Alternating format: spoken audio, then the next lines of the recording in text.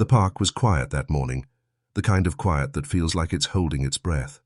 Marcus Garvey Park, a familiar path for early risers, lay bathed in a soft grey light, leaves rustling in the slight September breeze.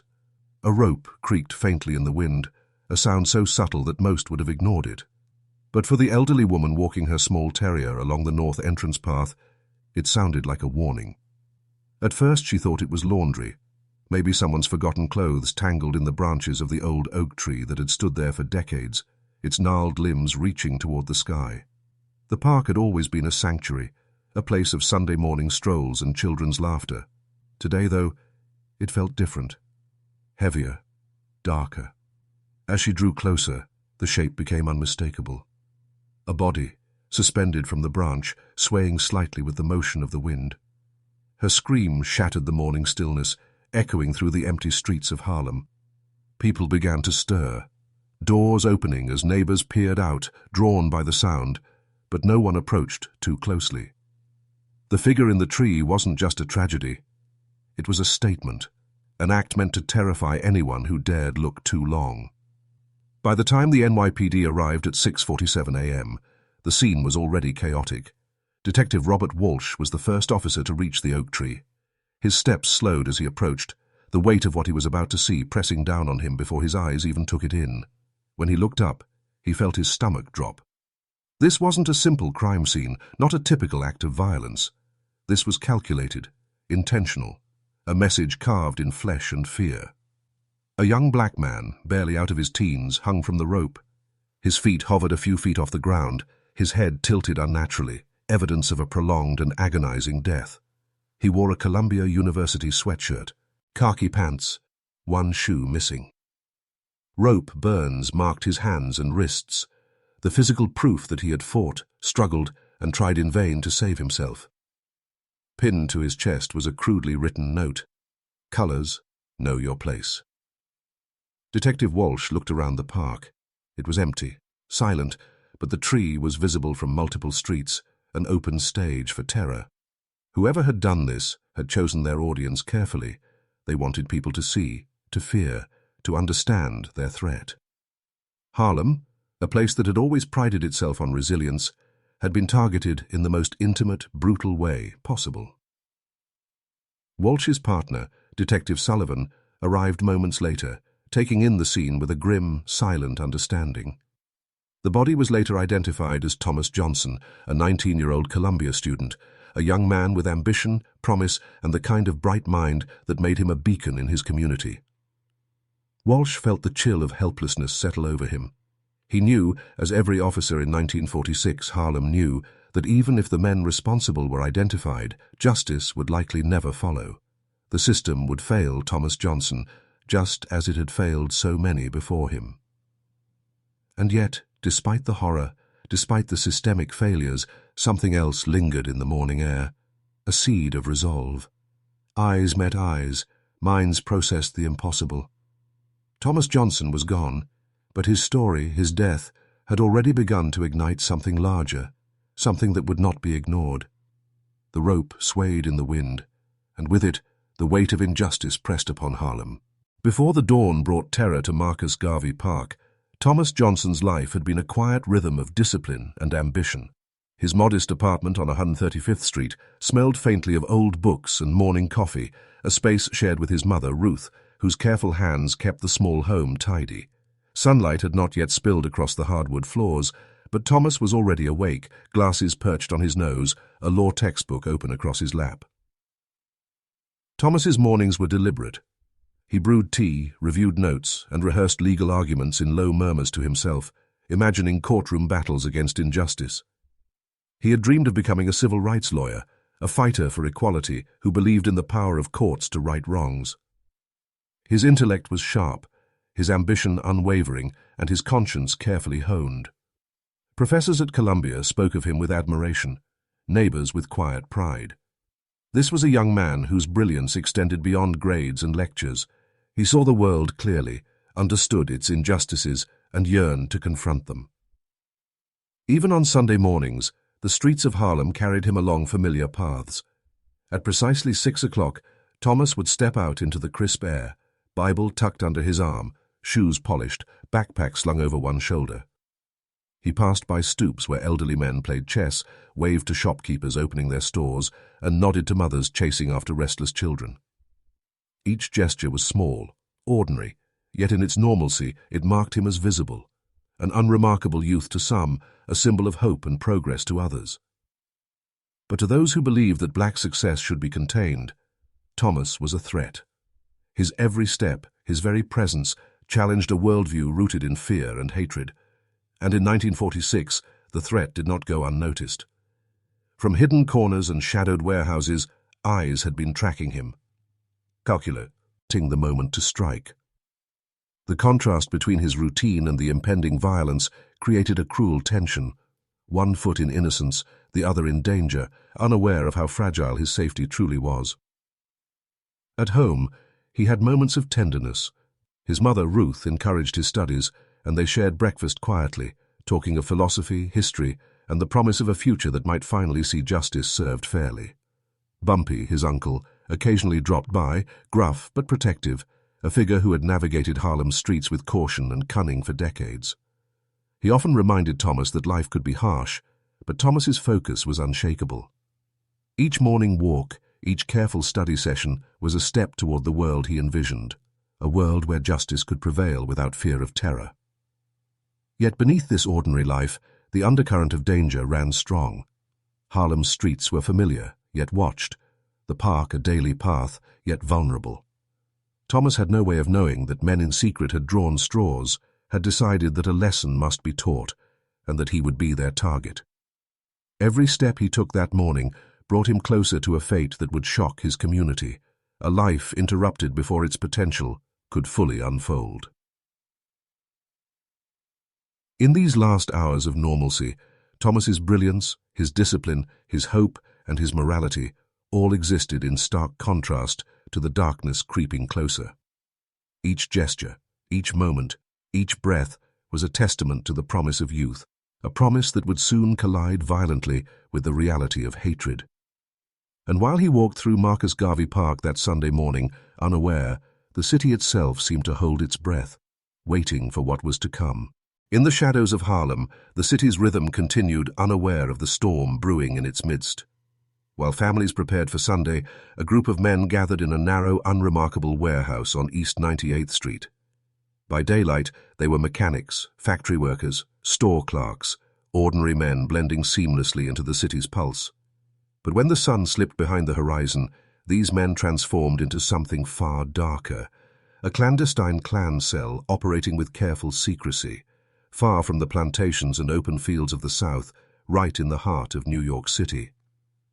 The room smelled of oil, cigarette smoke, and stale fear. The men sat around a table, hands rough from labor, faces calm, even polite, but their conversation carried an undertone of menace. They spoke of lessons to be taught, of reminding the community of its place, of threats hidden beneath civility. Danny Morrison, the unofficial leader, sketched plans on a scrap of paper, voice steady, eyes cold. Every detail of their operation had been rehearsed, every precaution calculated. They weren't the impulsive racists of popular imagination. They were deliberate, organized, believing that their actions were a service to a world they thought ordered. Rick Sullivan, Lou Bennett, Frank Dorsey and Charlie Ross nodded, each man a willing participant. They had drawn straws days before, choosing who would carry out their most significant mission, a symbolic act meant to terrify and dominate. Thomas Johnson had been selected, not at random, but for visibility, education, and ambition.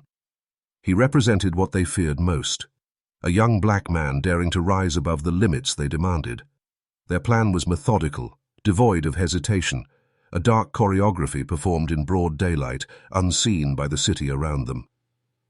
Yet in this warehouse, beneath the ordinary trappings of blue-collar work, the contrast was striking. Outside, Harlem's streets thrummed with life.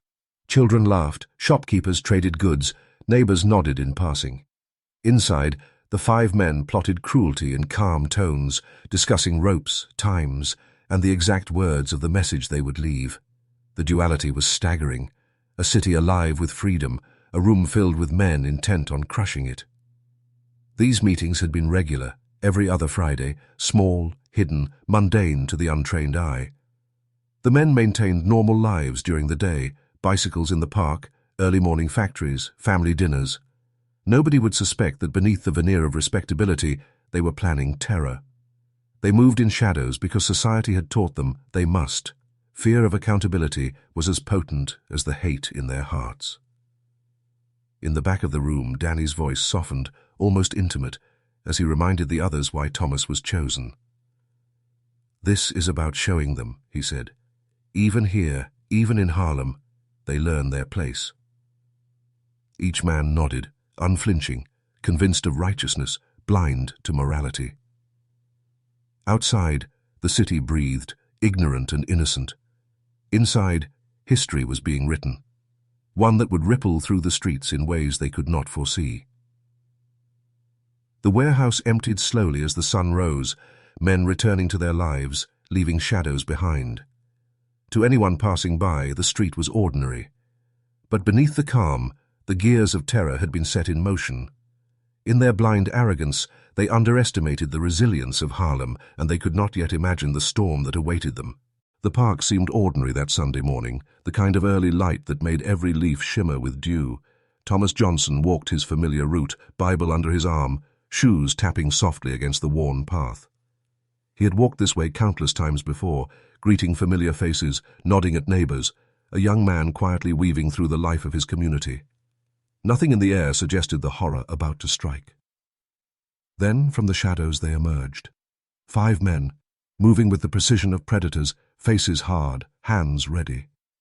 They had watched him for days, memorizing his habits, his routine, the rhythm of his life.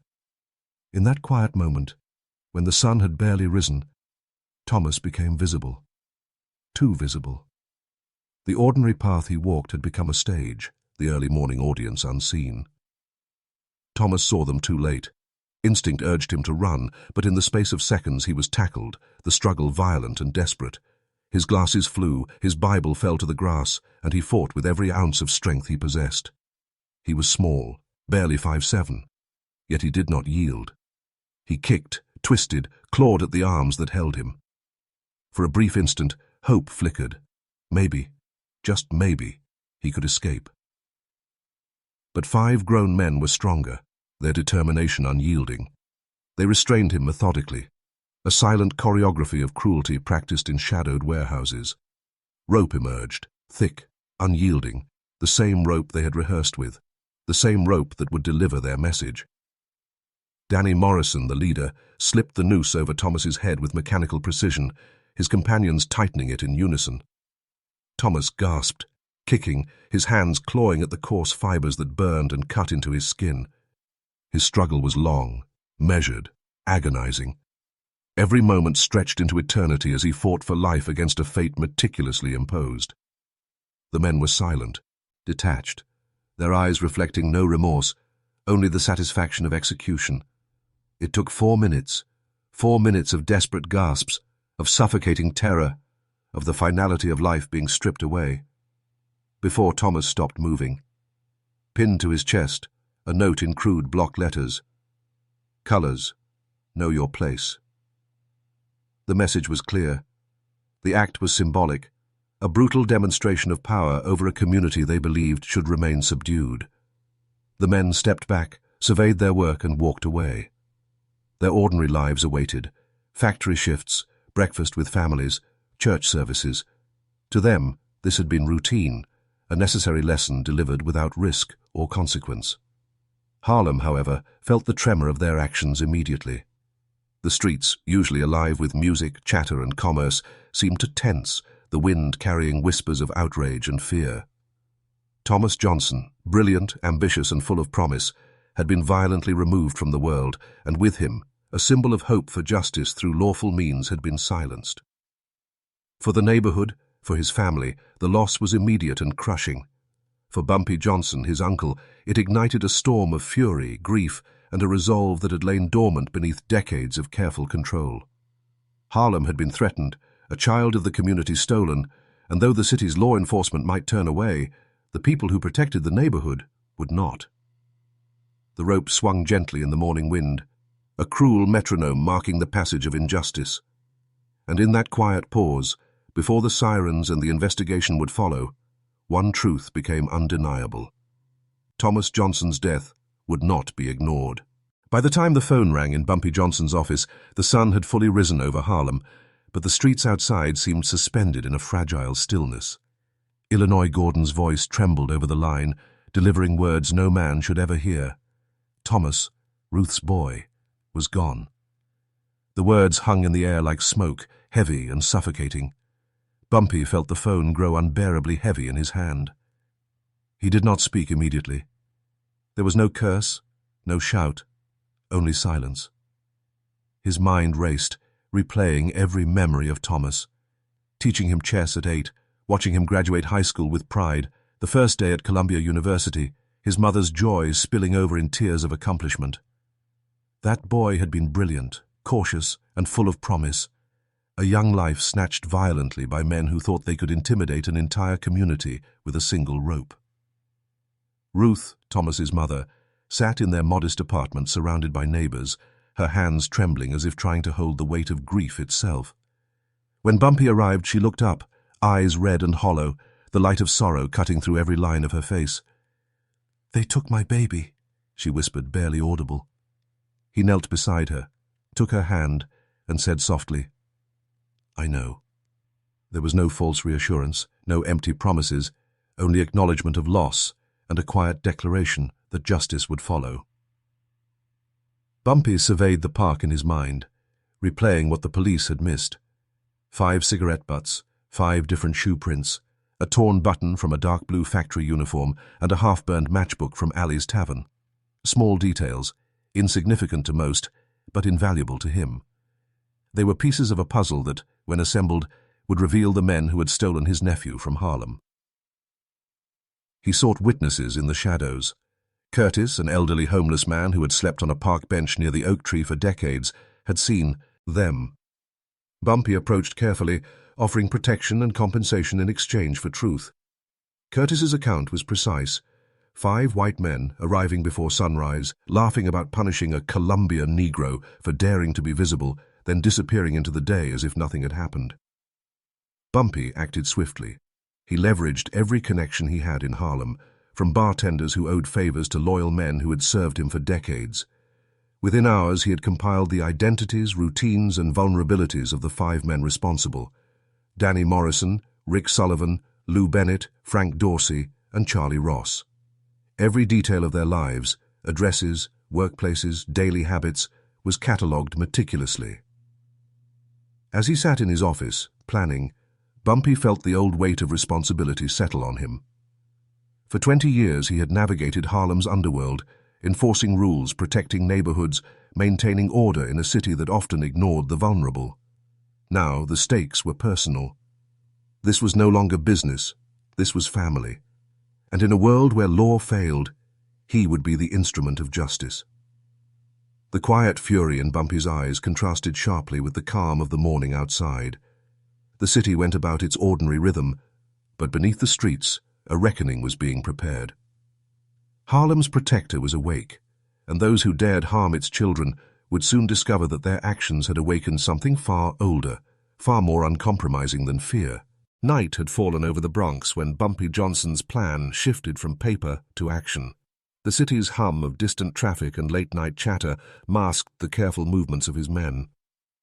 Illinois Gordon, Willie Lee, James Quick, and Marcus Cole were shadows themselves, silent, efficient, and lethal, but precise.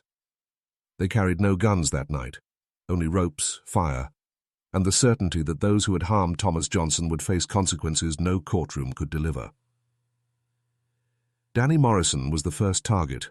His small house and garage, unassuming from the street, had become a fortress of ignorance. Danny had no idea that the man he had hung in a park weeks earlier was about to return the favor. Bumpy's men entered silently, gliding through shadows and unlocked doors, moving as if the city itself parted to allow them passage. Danny struggled when they reached him, strength honed from labor proving futile against the combined force of 5 determined men. Hands bound, gag in place, he could only watch as the rope, the the same type used on Thomas, was lifted, tightened, and loosened in cruel practice. 3 rehearsed attempts, each shorter, each more suffocating than the last. Danny's gasps echoed in the small garage. Then the final moment. The noose tightened, a stark mirror of the park's oak tree, until life left him quietly, leaving only the lingering shadow of the terror he had inflicted. A photograph pinned to his chest served as both record and warning. 1 down, 4 to go. You knew your place. The message was clear, immortalized in fire and memory, and sent to the city through whispers that would grow into legend. Rick Sullivan came next. The fire in his garage was not accidental. Gasoline had been poured with precision, windows broken to invite oxygen to feed the flames. Rick's attempt to escape was immediate, instinctive. He burst through the door, igniting the bishi. Lays as panic overtook him. Neighbors ran with blankets, beating out the flames, but the damage was irreversible. Burns covered 60% of his body, a permanent mark of the reckoning he had provoked. A note left untouched in the charred mailbox read simply, 2 down, 3 to go. Thomas felt this too. Lou Bennett's retribution was psychological. Tracked into the remote woods upstate, pursued day and night by Quick Jackson and Marcus Cole, he experienced a terror no man should endure. Footsteps that matched his pace, voices that echoed his guilt, the sensation of being perpetually hunted. After 3 days, he emerged broken, dehydrated and delirious, clutching a note. 3 down, 2 to go. You hunted a boy like an animal. Now you know what it feels like to be prey. Frank Dorsey's world was destroyed in flames, his family's home reduced to ashes, memories incinerated, possessions obliterated. The fire chief delivered the cold report. Professional arson. On his mailbox, a note. 4 down, 1 to go. You destroyed a family's future. Now you understand loss. By the 5th day, the clan members knew fear intimately. Charlie Ross, realizing the fate that awaited him, attempted to flee through legal channels, seeking safety at the police station. His escape was cut short. Illinois Gordon intercepted him, presenting the stark choice: persuade your group to disband or share the fates of your companions. The message was no longer subtle. Justice had been rewritten in Harlem, delivered personally, measured, and inescapable. Those who believed themselves untouchable were now painfully aware that the city's children, and those who protected them, would not be ignored. Lou Bennett believed he could escape the consequences, that distance and isolation could shield him from the wrath he had helped unleash. He drove 3 hours north, seeking the solitude of dense upstate woods, hoping the trees would absorb his guilt, the quiet would soothe his fears. But Harlem's reach was longer than he imagined, and Bumpy Johnson's men were meticulous in their pursuit. The first footsteps came softly, almost imperceptible, mingling with the wind and the creak of branches. Lou paused, strained to listen, but convinced himself it was his imagination. He moved again, only to hear the echoes match his pace, faint yet deliberate. Each time he quickened his step, the sounds followed, never visible, always just beyond the periphery of his vision. Anxiety grew into fear, fear into panic, and panic into absolute exhaustion. Then came the voice, a distant, ethereal tone that seemed to emanate from everywhere at once.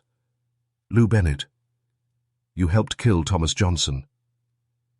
It reverberated through the trees, through the ground, even within his own thoughts. Lou froze, heart hammering, mind unraveling. The voice was not angry. It was judgment, patient and omnipresent. For the first time, he realized that the terror he had inflicted on a child could be returned in kind, not through fire or steel, but through a haunting that preyed on the mind itself. Lou ran, sprinted blindly off the trail, twisting through brambles and thickets. Days passed in fevered confusion. Quick Jackson and Marcus Cole shadowed him relentlessly, leaving subtle signs of observation, footprints, broken twigs, a faint glimpse of movement, never allowing him to rest. Streams of water provided little relief, shadows behind rocks, whispers in the wind, and the sensation of being constantly watched eroded his grip on reality. Sleep became impossible. Every time he closed his eyes, the voice returned, spool, eking not with words, but with the weight of guilt, the reminder of Thomas's life cut short, the screams that had been silenced too late. Lou spoke to trees, to shadows, to his own reflection in streams, begging for forgiveness. 3 days of relentless psychological assault left him delirious, broken and trembling, reduced to wandering in circles like a man lost between life and death. Search parties found him finally, dehydrated and incoherent, cradling a note in his hand. The message was simple, almost clinical. 3 down, 2 to go. You hunted a boy like an animal. Now you know what it feels like to be prey. It was a lesson that bypassed the body, attacking the mind, ensuring that fear and understanding would linger long after recovery. Lou's body survived, but his psyche did not. Harlem had shown that justice could be calculated, methodical, and unavoidable. This psychological siege ensured that Lou Bennett, once a willing instrument of terror, now understood in intimate detail the consequences of his choices. The woods had become a courtroom, the shadows the jury, and his mind the defendant. For Bumpy Johnson, the operation was as much about teaching understanding as delivering punishment. Each strike, physical or mental, was precise, aimed at leaving the guilty with an indelible memory of the cost of harming Harlem's children. Lou's collapse was not cruelty for cruelty's sake. It was education, a grim reflection of the suffering they had caused. The city slept, oblivious to the ordeal unfolding in the forest. But the message was already spreading. Harlem did not forget, and those who dared harm its own would pay in ways both seen and unseen. Frank Dorsey had believed that moving his family to a hotel would protect them. The city's skyline, bright against the night, seemed to promise safety, a temporary shield from the storm he knew was approaching. But Bumpy Johnson's reach was meticulous, his understanding of fear absolute. For 6 days, every movement of Frank and his companions had been monitored, mapped, and analyzed. Distance and precautions were meaningless. At 2:00 a.m., the inevitable arrived. Gasoline had been poured carefully around the perimeter of Frank's home, windows broken to feed oxygen to the flames. The fire was professional, precise, controlled, and merciless. Within minutes, the house was engulfed in flames, the night illuminated by roaring orange and red. Frank, awakened by the heat and crackle, ran outside in disbelief. He recognized instantly that this was no accident, no careless oversight. It was deliberate, an undeniable message. Fire trucks arrived swiftly, sirens slicing through the darkness, but the damage was complete. Memories stored in photographs, toys that once brought laughter, furniture that anchored everyday life, all vanished in minutes. Frank's possessions were reduced to ash, a physical manifestation of the pain his actions had inflicted on others. At the hotel, the fire chief delivered the official assessment. Professional arson, expertly executed, designed to destroy everything of value while leaving the residents alive, but shaken to their core. Frank nodded silently, understanding. Words were unnecessary. The devastation spoke for itself. Outside the charred remains of the house, a note had been pinned to the mailbox, untouched by flames. 4 down, 1 to go. You destroyed a family's future. Now you understand loss. The symbolism was unmistakable.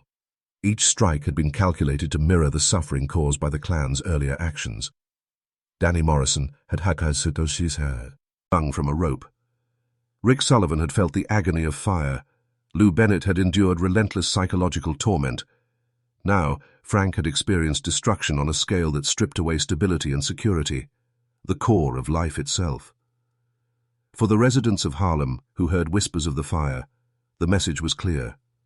Bumpy Johnson's network had eyes everywhere, and the people who dared harm one of their own would not escape consequences. Fear was a teacher, and every act of terror they committed was a lesson waiting to be returned. Inside the charred home, Frank could not salvage his belongings.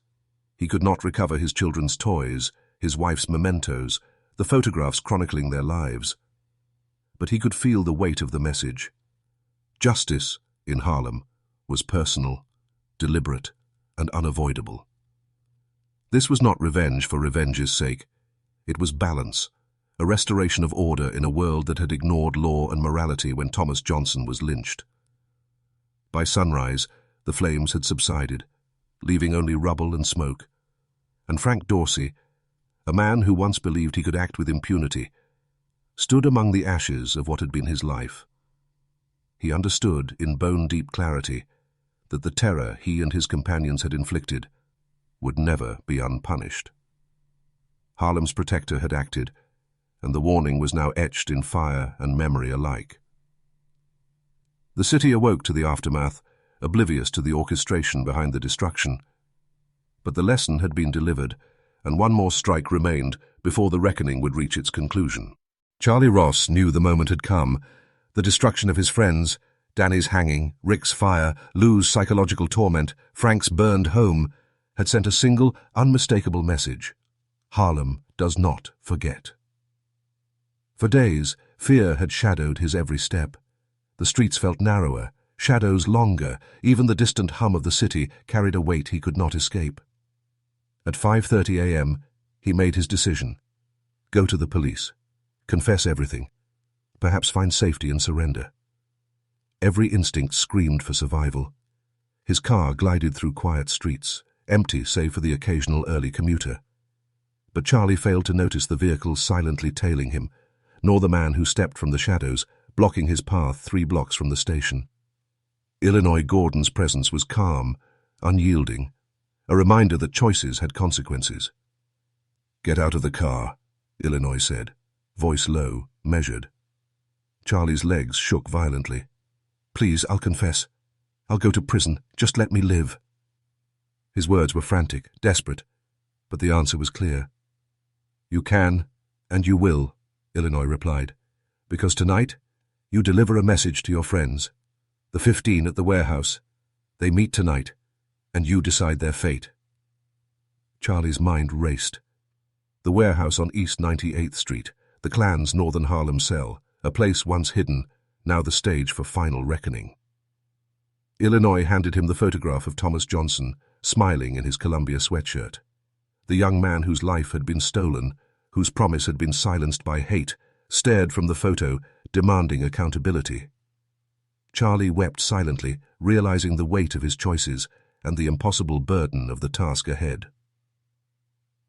By nightfall, the 15 men gathered in the warehouse, tension thick enough to choke. Charlie spoke rapidly, recounting every consequence meted out to those who had harmed Thomas. Danny, dead in his garage. Rick, burned beyond recognition. Lou, broken in the woods. Frank, reduced to ashes. The stories, the photographs, the undeniable evidence, each a hammer striking against the veneer of invincibility that had protected them for so long. An argument erupted. Voices rose, accusations and defiance clashing. Some laughed, convinced the threats were bluster, that a single gangster could not dismantle their cell.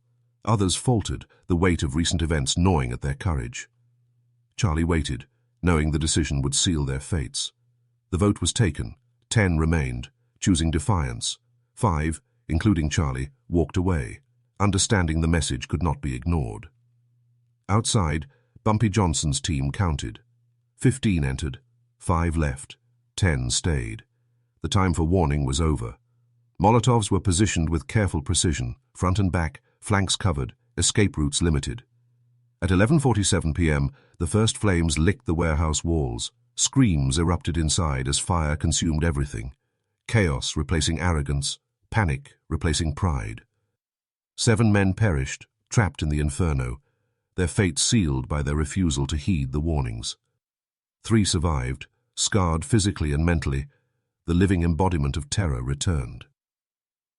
By midnight, Harlem had delivered its final undeniable message. Those who harm its children will pay in full. The Klan cell was destroyed, physically, mentally, and symbolically. The city outside remained oblivious to the orchestration behind the flames, but the legend of retribution had been etched into its streets forever. Morning broke over Harlem like a cautious promise. The city was alive with the usual rhythm of footsteps on sidewalks, vendors calling, children laughing, but beneath it lay the echo of what had transpired. The Klan cell was gone, their terror extinguished, yet Thomas Johnson's absence was a hollow presence, a reminder of the life stolen and the justice that had been forced into being. Abyssinian Baptist Church overflowed with more than 3,000 mourners. Every pew, every aisle, filled with neighbors, friends, and strangers who had come to witness grief transform into defiance. Ruth Johnson sat quietly, her grief visible but contained, holding herself together for the memory of her son. Bumpy Johnson stood beside her, silent, his face an unreadable mask, but his eyes carried the weight of countless lives, the burden of responsibility, and the promise that no harm would go unanswered again. The casket was closed, a decision Ruth had insisted upon. She wanted Thomas remembered as he had been, full of life, hope, and brilliance. She wanted the story of his laughter, his ambition to become a lawyer, and his determination to fight injustice through the courts to be louder than the memory of his death.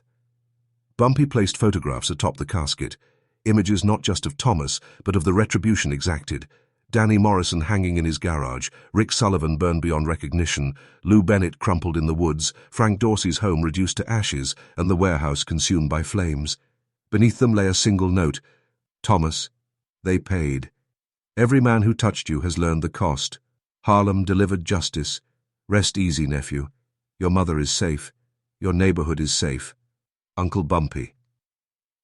The service was not just mourning, it was a declaration. The people of Harlem bore witness to what had been done and what could never again be tolerated. Bumpy's justice was outside the law, but it restored a balance the system had failed to deliver.